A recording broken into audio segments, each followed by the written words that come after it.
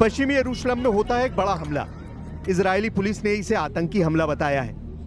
West Bank के करीब एक चौराहे के पास बस स्टॉप पर अचानक गोलियां चलने लगती हैं। अफरा तफरी देखिए, हर कोई जान बचाने के लिए भागता है।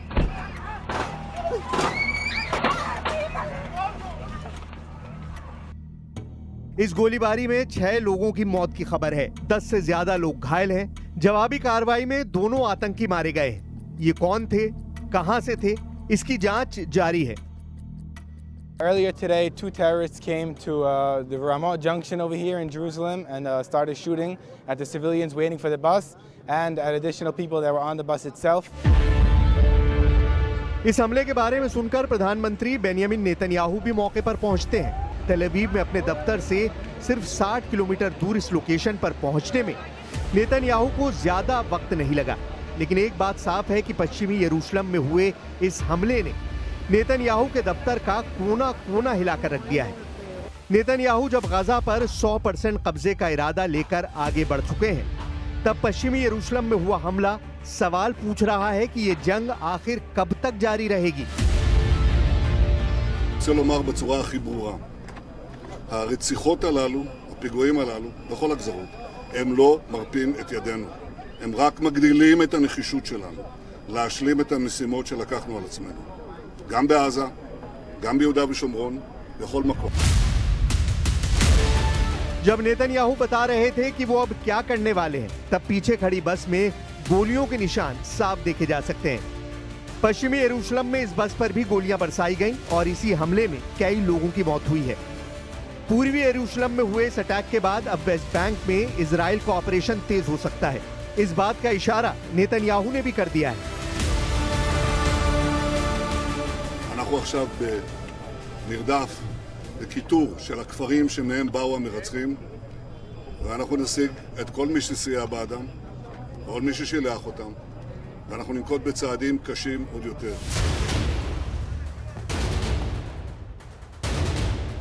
एक तरफ गाजा दहल रहा है और दूसरी तरफ पश्चिमी यरूशलेम में हुए हमले ने इजराइल को झकझोरना शुरू कर दिया है। एक तरफ गाजा में इजरायली बंकर बस्टर बड़ी बड़ी बिल्डिंग जमींदोज कर रहे हैं, दूसरी तरफ नेतन्याहू के गाजा प्लान के सामने एक नया युद्ध वेस्ट बैंक के बॉर्डर पर शुरू होता नजर आ रहा है। अगले 24 घंटों में क्या होने वाला है, गाजा में भी और इजराइल के अंदर भी और वेस्ट बैंक पे भी, ये नेतन्याहू का गुस्सा तय करने वाला है। इस बीच डोनाल्ड ट्रंप ने गाजा को लेकर एक बड़ी डील की खबर दी है। अपने एयरफोर्स 1 से उतरने के बाद मैरीलैंड एयरबेस पर ट्रंप ने क्या कहा, बहुत गौर से समझिएगा।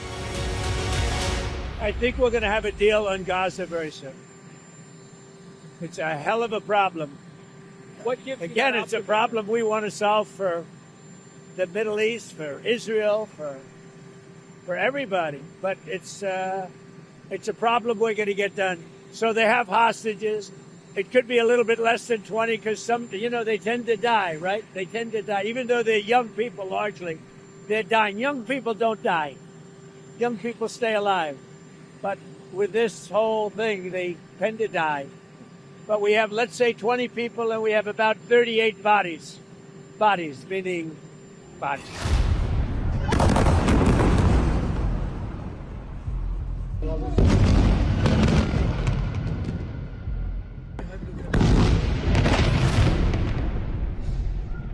ट्रंप इजराइल और हमास के बीच डील कराने में जुटे हैं, लेकिन यमन ने इस बीच ऐसा हमला किया है जिसने नेतन्याहू के खौफ का लेवल टॉप पर पहुंचा दिया है। यमन के हुती विद्रोहियों ने इजराइल के दूसरे सबसे बड़े हवाई अड्डे रेमन एयरपोर्ट को ड्रोन से टारगेट किया। यह हवाई अड्डा दक्षिण इजराइल में है। यमन से करीब 1800 किलोमीटर दूर इस एयरपोर्ट को हुती विद्रोहियों ने ड्रोन से निशाना बनाया। यह ऐसी दूरी है जहां कामयाबी से हमला करके यमन ने दिखा दिया है कि उसे रोकना आसान नहीं होगा। यमन से हुए इस ड्रोन अटैक के बाद इजराइल का रेमन हवाई अड्डा कई घंटों तक बंद रखा गया। 1800 किलोमीटर दूर से ड्रोन लॉन्च होने के बाद इजराइल के लिए इसे रोकने में नाकाम होना बहुत बड़ा झटका है। इजराइल का एयर डिफेंस पूरी तरह नाकाम साबित हुआ है। ना इजराइल का आयरन डोम काम आया, ना ही कोई दूसरा एयर डिफेंस सिस्टम। यमन तक फैले लाल सागर में भी मौजूद इजराइल और अमेरिकी नौसेना के जहाज यमन के ड्रोन को ट्रैक करने में नाकाम साबित हुए। बताया जा रहा है कि ड्रोन को लेकर इजराइल में कोई सायरन ही नहीं बजा। نفذ سلاح الجو المسير في القوات المسلحة اليمنية عملية عسكرية واسعة بعدد من الطائرات المسيرة استهدفت أهدافا عديدة في مناطق النقب وأم الرشراش وعسقلان وأسدود ويافا، وقد توزعت على النحو التالي: طائرة مسيرة على مطار رامون، وقد أصابت المطار بشكل مباشر بفضل الله، وتسببت في إيقاف المطار ووقف حركة الملاحة فيه. यमन ने इजराइल के उस हमले का बदला लेना तेज कर दिया है जिसने यमन को इतना बड़ा जख्म दिया कि दर्द तेहरान तक हुआ। लेकिन इजराइल के इस हमले के बाद अचानक यमन को जैसे बूस्टर डोज लगा दी गई है।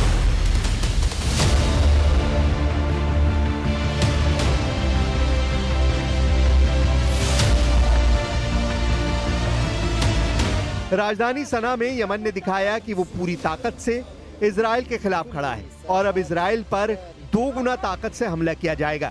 इजराइल के हमले में अपने प्रधानमंत्री और कई मंत्रियों को गंवाने वाला यमन इस शक्ति प्रदर्शन के साथ इजराइल को ललकार रहा है। यमन में ईद मिलादुन नबी के मौके पर पूरा शहर इकट्ठा हुआ था और तब ड्रोन से ली गई तस्वीरें बता रही हैं कि यमन का इरादा कितना मजबूत है। 35 लाख की आबादी वाले शहर सना में इतने लोगों को एक जगह इकट्ठा देखकर यमन के दुश्मन खौफ खाएंगे। ये वीडियो बनाकर इस बात की गारंटी देने की कोशिश हुई और फिर कुछ दिनों के अंदर इजराइल पर ड्रोन से बड़ा हमला किया गया। यमन की हूती सरकार का मैसेज साफ है, तुम कमांडर 10 मारोगे, हमारे 10,000 कमांडर तैयार हो जाएंगे। 28 अगस्त को इजराइल के हमले में यमन के प्रधानमंत्री और उनके 9 मंत्रियों की मौत हुई थी। यह हमला यमन को बहुत बड़ा झटका बताया गया। जाहिर है पॉलिटिकल लीडरशिप को खत्म किए जाने के बाद जब यमन के लोग इतनी तादाद में बाहर निकले तो इजराइल को यह बताने की कोशिश की गई कि यमन ना तो डरा है और ना डरेगा। אנחנו נלחמים בטרור, במשטר הטרור של החות'ים, באיראן שמגבה את כולם, בעזה, בלבנון, בחיזבאללה, בכל הגזרות. אנחנו לא מרפים וגם לא נרפה. אנחנו נעצים את הפעולות שלנו ואנחנו נשיג את כל המטרות שלנו. 10 दिन पहले इन धमाकों ने यमन की टॉप पॉलिटिकल लीडरशिप को खत्म किया था। धमाके ऐसे हुए जिसमें किसी का भी बचना मुश्किल है। धमाके ऐसे जो गाजा में होने वाली खतरनाक बमबारी से भी भयानक थे। इन धमाकों के जरिए इजराइल ने यमन को बताने की कोशिश की थी कि अगली बार हमला करेंगे तो पूरा यमन मिटाकर रख दिया जाएगा। इसमें कोई शक नहीं कि इजराइल ने अपने दुश्मनों पर नजर रखने के लिए खुद को और ताकतवर बना लिया है। पूरे पश्चिम एशिया पर नजर रखने के लिए इजराइल ने जासूसी के लिए नया उपग्रह भी लॉन्च कर दिया है। इजराइल के रक्षा मंत्री इजराइल कार्ड्स का दावा है कि नए उपग्रह की मदद से अब हर दुश्मन पर पैनी नजर रखी जाएगी।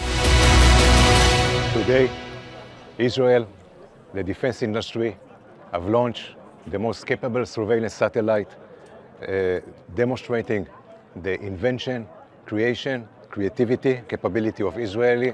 All the startup nation help to achieve this mission to get space superiority of Israel.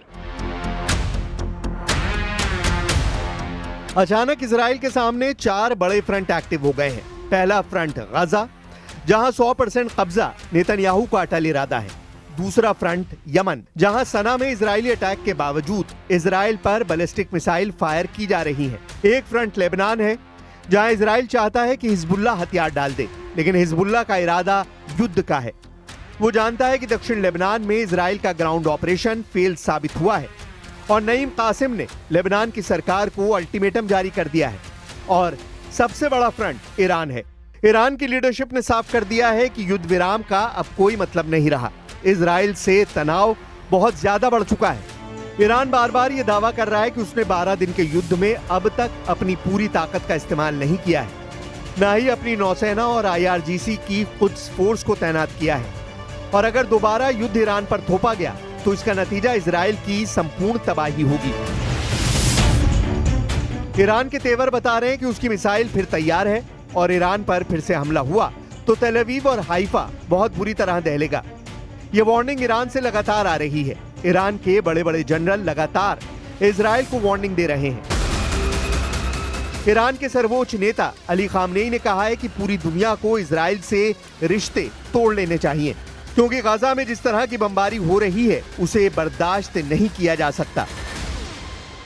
بخصوص کشورهای اسلامی باید روابط بازرگانیشون رو به کلی قطع کنن با رژیم صهیونیست و حتی روابط سیاسی را هم قطع کنن، منزوی کنن. بیش از اون چی که امروز البته نظام خبیث صهیونی امروز منزوی ترین دولت دنیاست، در این شکی نیست. Gaza के हालात ये हैं कि वहां अब 100% कब्जा करने को लेकर नेतन्याहू एक कदम भी पीछे हटने को तैयार नहीं है। गाजा में 63,000 लोगों की मौत और यमन पर हमले तेज करने के साथ साथ नेतन्याहू अब गाजा पर पूरी तरह कब्जा चाहते हैं, जबकि वहां की 25% जमीन पर अब तक 20 लाख लोग इजराइल की बमबारी से ज्यादा भूख से तड़प रहे हैं।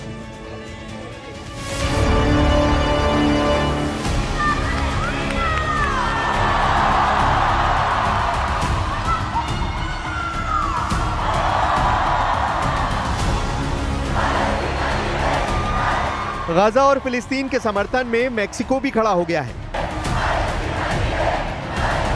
मेक्सिको में हुई एक रैली में हजारों लोग इकट्ठा हुए। मेक्सिको सिटी के ज़ोकालो स्क्वायर पर इस मजमे को देखिए। गाजा में बमबारी का विरोध, एक फिलिस्तीन देश बनाने के समर्थन में ये लोग यहाँ पर जुटे हैं। एक रिपोर्ट के मुताबिक इस प्रदर्शन में 1,80,000 लोग जुटे। स्टेज पर वो लोग बुलाए गए जो गाजा से हैं। 36 सेकंड की ये वीडियो क्लिप इस वक्त सोशल मीडिया पर वायरल है।